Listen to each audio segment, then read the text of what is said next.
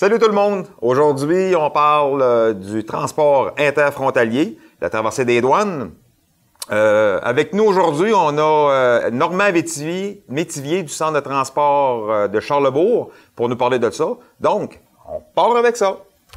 Bonjour, mon nom est Normand Métivier, comme on vient de mentionner. Je suis au centre depuis 13 ans.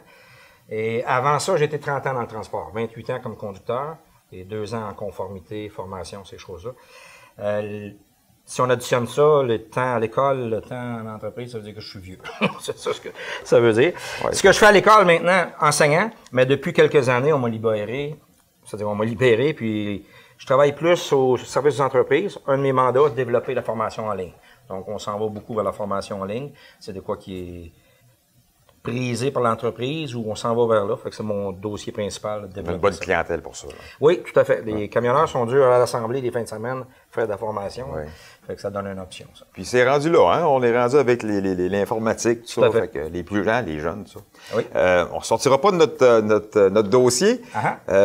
Transport interfrontalier, Normand. Oui. Qu'est-ce que ça prend pour aller l'autre bord? C'est quoi, là, un chauffeur de truck? Qu'est-ce que ça prend pour traverser l'autre côté? OK. Ce qu'on va mentionner ici ce matin, en fait, c'est ce qui est requis dans la réglementation. Alors, pas ce qui a été dit, ce que certains disent. On va s'en tenir seulement à la réglementation. Donc, le CFR 49, qui est le chapitre du transport aux États-Unis, a des articles de loi qui se réfèrent aux qualifications d'un camionneur. Donc, l'article 391 qu'on va parler, là, qu'est-ce que ça prend pour les États-Unis? 21 ans. Donc, en bas de 21 ans, on ne peut pas conduire un véhicule commercial aux États-Unis pour un transporteur canadien qui va aux États-Unis. On pourrait parler aussi de l'entry level training, c'est-à-dire, ça vise les camionneurs qui n'ont pas un an d'expérience dans le transport interfrontalier ou interprovincial. Donc, possiblement un nouveau chauffeur aussi, un nouveau conducteur. Alors, mais je peux-tu t'arrêter 2 secondes? Oui. Tu viens de me dire 21 ans. Sais-tu, moi, j'avais toujours pensé qu'on parlait de 25 ans. C'est-tu un lien avec les assurances ou ça n'a pas rapport? Okay. Souvent, des assurances vont exiger. Je te dirais que c'est pas toujours le cas parce qu'avec la pénurie de conducteurs aussi, on commence à faire des concessions. Là. Mais ça, le 25 ans, ça vient des assureurs. Au niveau de la réglementation américaine, ça me prend 21 ans pour aller aux États-Unis. Donc, oui, si j'ai un assureur qui veut me backer, j'ai une compagnie qui veut me backer, à 21 ans, je suis complètement légal aux États-Unis. Le cours d'entry level, il y a 4 sujets qui doivent être abordés pour un nouveau conducteur, comme on vient de mentionner. Donc, les qualifications d'un camionneur, qu'est-ce qui me qualifie ou qu'est-ce qui me disqualifie? Si je ferais ça, je n'aurais pas le droit de conduire aux États-Unis. On va aborder aussi les heures de conduite. Naturellement, il faut qu'on prouve qu'on connaît la réglementation américaine lorsqu'on s'en va aux États-Unis. Le bien-être du conducteur, driver wellness. Donc, on parle la fatigue, comment se reposer, etc., etc. Et finalement, ce qu'on appelle le Whistleblower Protection Act, qu'on n'a pas ici au Canada.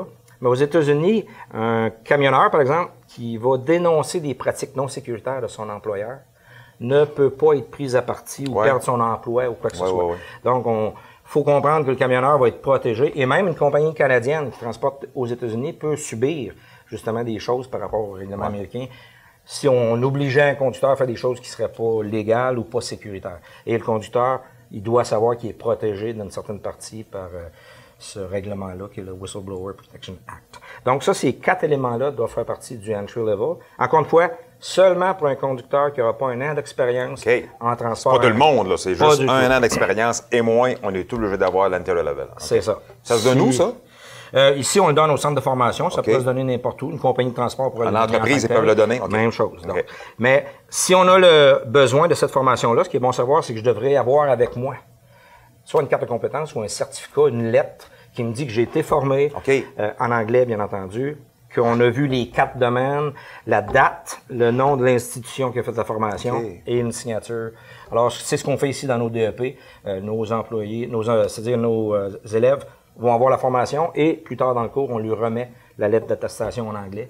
Et ils devront avoir cette lettre-là tant qu'ils n'ont pas la fameuse 1 année d'expérience en transport interfrontalier. Donc, c'est pas demandé aux douanes, c'est demandé par le DOT. Voilà. Ça pourrait être demandé aux douanes aussi? C'est de façon aléatoire. Si vous rentrez aux États-Unis, c'est sûr que le douanier en tant que tel, pensons qu'aux douanes, il y a le douanier et la personne de l'immigration. Alors, eux autres, c'est moins le dossier un peu, mais oui, ils pourraient le demander. Sinon, c'est les agents de la paix. Vous allez sur leur route, ils vous arrêtent pour faire et par exemple, on le sait au Canada, au Québec, on a le nombre de mois d'expérience sur notre permis de conduire. Ouais. Alors, ils demandent notre permis, ils pourraient s'apercevoir qu'on est un nouveau conducteur dans l'ordre, et là, ils pourraient nous demander, est-ce que vous avez votre lettre de entry level? Il reste que ce qui arrive, c'est qu'avec le permis de conduire, il donne le nombre d'années en promenade. Oui, mais sur la classe 1, tu as aussi... Alors, toutes les classes que tu vas avoir, là, classe 1, tu vas avoir tant de mois d'expérience. OK. Fait que pour un nouveau, oui, c'est facile de le... Si c'est un nouveau conducteur. Par contre, l'entry level, en passant, s'appliquerait à la même chose à un conducteur, ça fait 20 ans qu'il conduit au Québec, qui n'a jamais sorti du Québec. L'entry level s'appliquerait. Ça rentre? Okay. Oui, parce qu'il n'y a pas un an d'expérience en transport interfrontalier ou interprovince. Sauf que, comment valider ça pour le DOT, c'est presque impossible à valider, à moins qu'il viendrait dans les dossiers de la compagnie, etc. C'est sûr qu'on n'entend à peu près jamais parler de cette situation-là. Donc ça, en premier lieu, là, on parle là, camionneur, tu veux traverser aux États, ça prend ça. Oui. À cette heure, niveau d'anglais. OK. Ça, c'est un autre point qu'on entend plusieurs choses. C'est défini dans le règlement. Encore une fois, l'article 391, un de ces paragraphes mentionne la langue parlée. C'est une encyclopédie vivante, je vais te le dire, là, tous les chiffres, là, c'est incroyable. Ben, à deux, d'ailleurs, je trouve qu'on... Je m'excuse, j'ai rien à voir là-dedans, là, c'est toi l'expert, puis je te vois aller. On pourrait même faire un bon dictionnaire, moi l'intelligence, toi l'épaisseur. Mais si on revient... Si on revient à ce qu'on dit, l'anglais, ce qui est écrit dans le règlement, il faut être capable de converser avec le public, il faut être capable de donner de l'information à un agent de la paix, et il faut être capable de remplir un document. Alors, on ne parle pas d'être parfait bilingue. Par contre, si un agent de la paix me pose des questions, je ne suis pas capable de répondre. Je ne remplis pas les qualifications. On connaît tous des camionneurs qui vont aux États-Unis, des yes-no toasters. Et il y en a plein. Alors, tant mieux, ça fonctionne pour eux autres, mais c'est sûr que si on était impliqué dans un accident ou un événement comme ça, là, ça pourrait devenir compliqué. Lorsque j'ai travaillé en compagnie, on a vécu des cas comme ça. Un de nos conducteurs est en Alabama. Les troopers nous appellent, disent qu'il n'est pas capable de parler avec, il n'y a pas de renseignements. Fait que ce conducteur-là, dans ce cas-là, avait été barré en Alabama, il ne pouvait plus aller en Alabama. J'ai déjà vu un chauffeur se faire barrer aux douanes parce qu'il n'était pas capable de parler au douanier, puis il n'a jamais fait d'effort pour parler au douanier. Le douanier a appelé au bureau, le dispatch a discuté avec le douanier. Ça a été compliqué, là. Ça a été compliqué parce qu'ils ont dit, lui, il sort. C'est une exigence. C'est sûr que si on ne se fait jamais contrôler, on peut transporter 20 ans aux États-Unis, puis il n'y aura pas de problème. Mais reste que c'est une exigence requise dans la réglementation, encore une fois, l'article 391. OK. Capable de jaser, capable de discuter un peu avec le douanier, puis le DOT, puis tu es capable de t'organiser. Pour avoir discuté, je veux dire, avec des troopers là-dessus un peu, les autres, ce qu'ils veulent pas avoir, c'est qu'il y ait un accident, une situation spéciale. Pensons pire, je transporte des matières dangereuses, même. Il y a un incident, il y a un accident, puis je suis pas capable de me faire comprendre, je suis pas capable de dire aux policiers, là, sauvez-vous, parce qu'il y a des risques d'explosion, quoi que ce soit. Ou s'il y a un accident, j'arrive sur la route, je suis même pas impliqué, mais je vois deux autos qui se sont frappées, je veux appeler le 911. Je suis pas capable de dire où je suis, c'est quoi la situation. Naturellement, au niveau de la loi, je ne rencontrerai pas les critères, donc je ne serais pas supposé être là. OK. Ah, OK, parfait ça. Puis là, on en parlera peut-être bien pas autant qu'on aurait pu, mais le cabotage. Oui. Peux-tu expliquer c'est quoi le cabotage, pour commencer? Juste ça, là, déjà en partant, là, on va savoir un peu c'est quoi. Parce qu'on n'est pas habitué au terme. C'est ce qu'on dit entre nous autres dans les camionneurs, l'interstate. Donc, je prends un produit ou une matière au point A aux États-Unis pour la livrer ailleurs au point B aux États-Unis. OK. Alors, ça, c'est quoi ça? Ça, c'est illégal? C'est complètement illégal.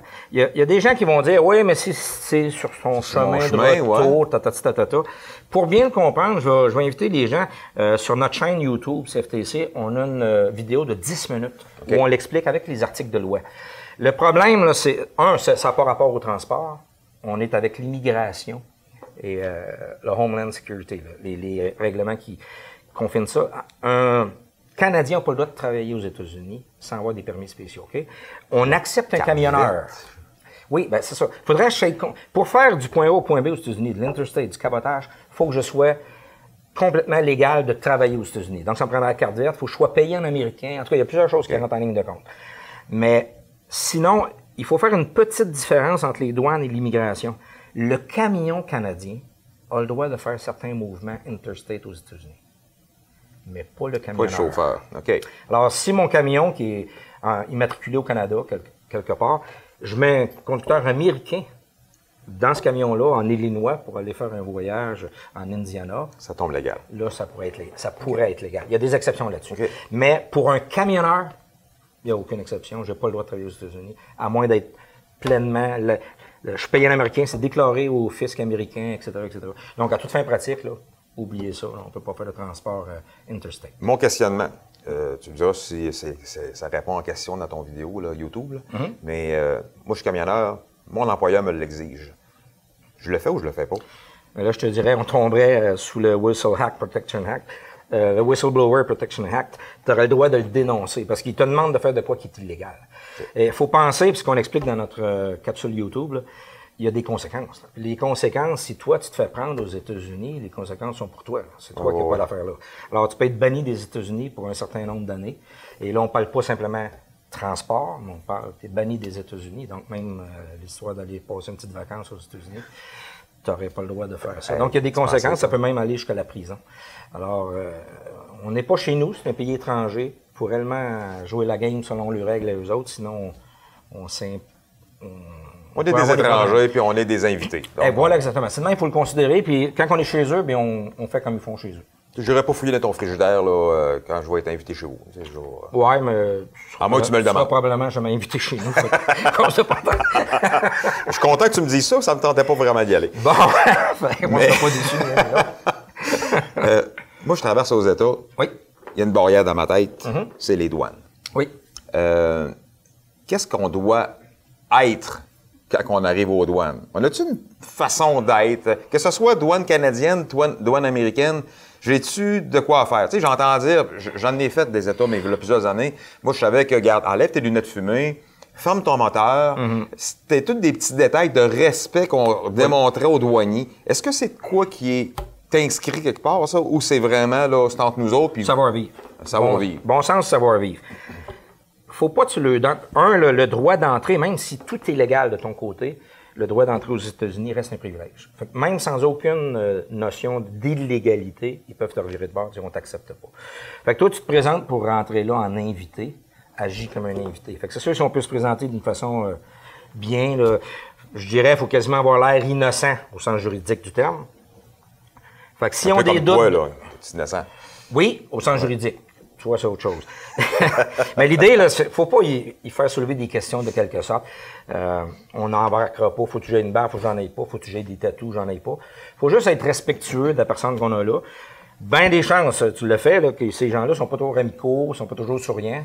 C'est le problème. Pensons qu'on va être là 2 minutes. Ouais. Après ça, on se fout de lui un petit peu. Mais le temps qu'on est là, ben, comme tu as dit, fermer notre moteur pour qu'il nous entende bien, que ça fasse pas non plus des odeurs de diesel là, dans sa petite cabane et ces choses-là. On devrait être prêt quand on arrive aux douanes. Donc, les papiers qu'on aura besoin, si c'est notre passeport, c'est la carte face ou quoi que ce soit. Ça devrait être prêt là, pour le montrer. Comme quoi, on rentre aux États-Unis, on le sait qu'on est d'un pays étranger. Donc, on essaie juste de faire attention. Même chose quand on revient chez nous. Pas parce qu'on est Canadien que là, tosse tout, mais je rentre chez nous. Puis on essaie. Le point, là, moins longtemps on va être là, plus que tout le monde va être heureux. Fait qu'on joue la game, oui monsieur, non monsieur. Puis... Autant côté canadien qu'américain. Voilà. Y a-tu de quoi de particulier à savoir quand on sort des États? Quand on est Canadien, y a-tu de quoi en particulier?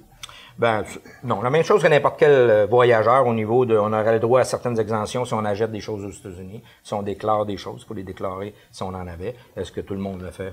Non, comme dans... Mais c'est quoi la règle là-dessus? Je rentre aux États, je m'achète un carton de cigarettes, un 41 d'alcool. Premièrement, je suis camionneur, véhicule commercial, j'ai-tu dois d'acheter de l'alcool? Ça, c'est un domaine qui est un peu pointu. Je te dirais que la plupart des compagnies l'interdisent. C'est ça que tu as l'air fou, camionneur avec de l'alcool.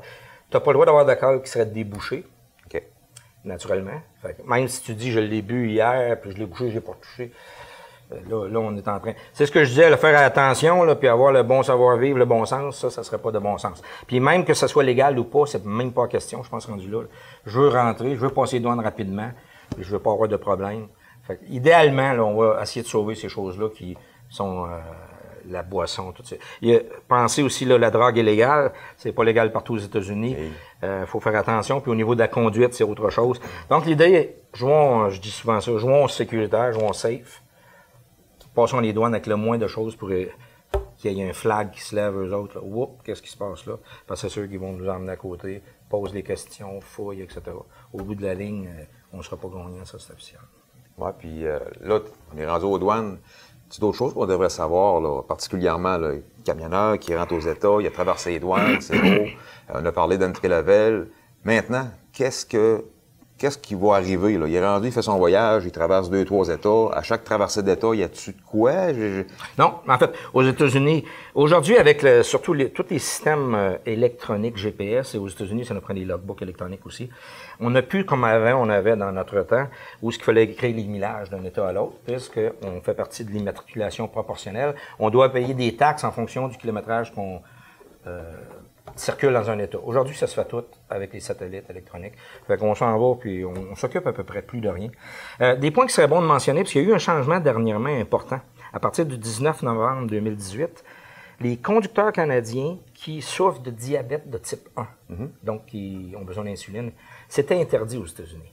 Depuis novembre 2018, c'est permis s'ils font remplir un formulaire par un médecin, comme quoi que le diabète est contrôlé, le dose d'insuline est contrôlée et que c'est sous contrôle, qu'il n'y a pas de variance.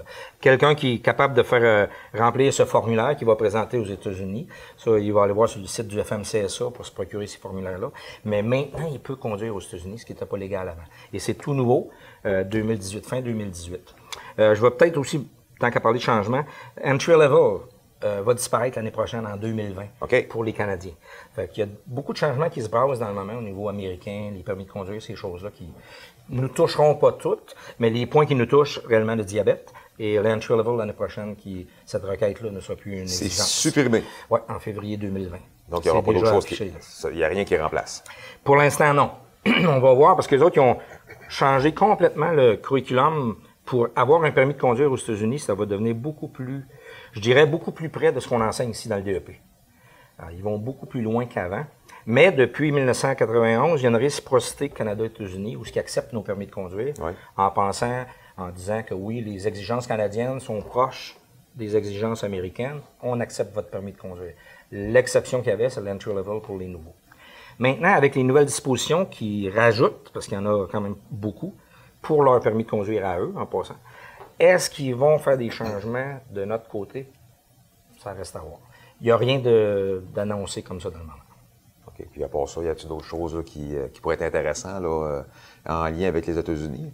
Je connais pas beaucoup la réglementation. Ça fait des années que je n'ai pas été là. Je suis certain que je pourrais te compter plein de choses qui m'est arrivé là, aux douanes. Je suis certain que ça a plus...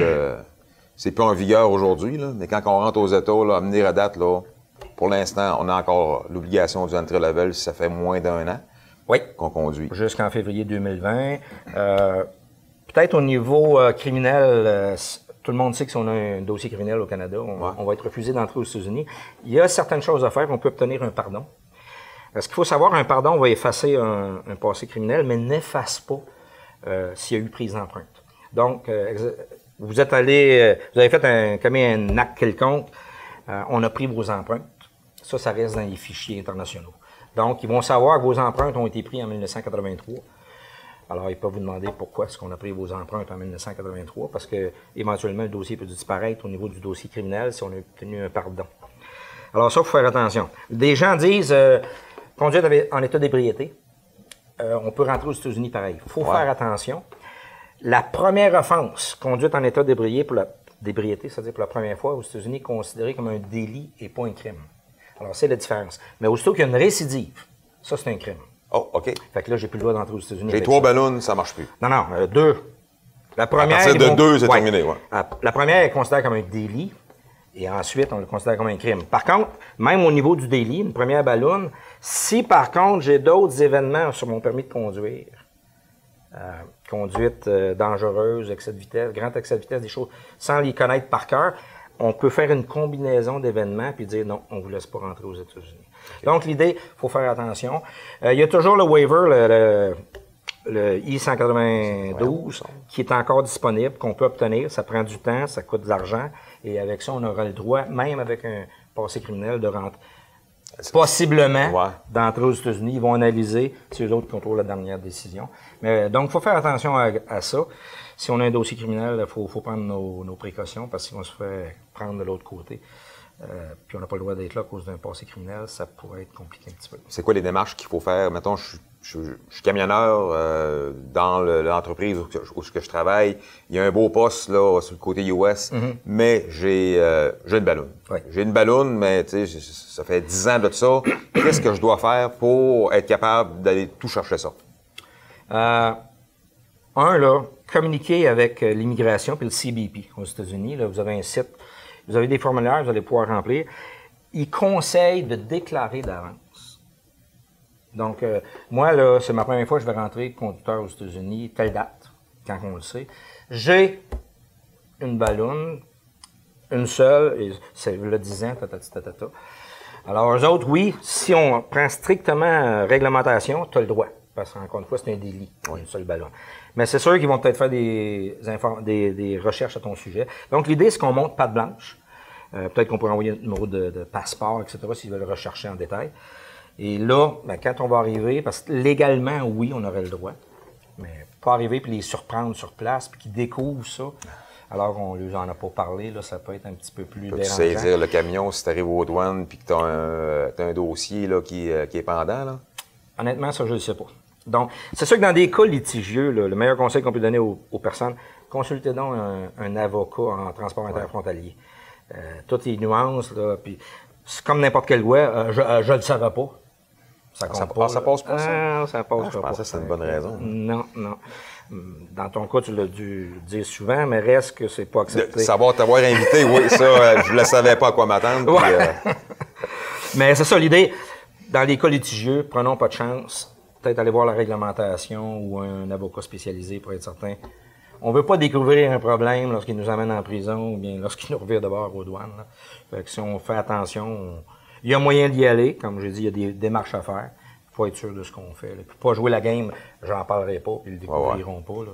Le pardon, lui, il t'amène-tu à...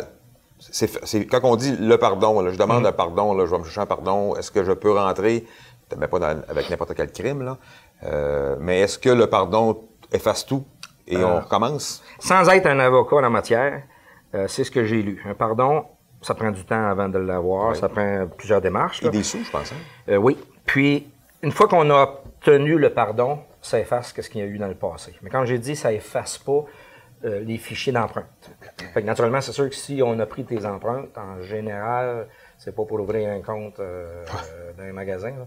Fait que c'est sûr que ça va soulever des questions. Maintenant, est-ce que les crimes les plus graves sont totalement effacés? Ça, j'aimerais mieux qu'on aborde la question qu'un avocat, parce que je suis pas assez calé là-dedans. Mais oui, ce qu'on lit, ce que j'ai lu, un pardon efface le dossier, mais pas les empreintes. OK. Regarde, Normand, c'était super intéressant. La matière en tant que telle, là. Pas toi, là. Non. Il reste que... Bon, je suis habitué, là. Je travaille avec toi, puis... Malheureusement. Mais voilà. Non, énormément, pas énormément. Non, énormément. J'avais demandé justement que la table cache, là, mais... Non, puisque t'en parles. C'est énormément apprécié. Je pense que ça a rempli beaucoup de questionnements. Moi, en tout cas, ça a répondu à beaucoup de questions à ce que j'avais. J'espère que ça l'a aidé la plupart du monde qui ont... Je l'espère aussi. Encore une fois, je rappelle qu'ils peuvent aller voir les choses sur YouTube pour le cabotage. Et sinon, communiquer avec nous s'ils ont des questions. On ne sait pas toutes, mais on sait comment aller fouiller. Fait qu'éventuellement, on est capable d'aller chercher des informations sans que ce soit des consultations juridiques, mais au niveau de la réglementation, on peut donner des informations. Parfait. Sinon, on peut aller voir notre site web du CFTC, puis il y a plein d'informations. Donc, merci beaucoup, puis on se voit pour un prochain podcast. Au revoir.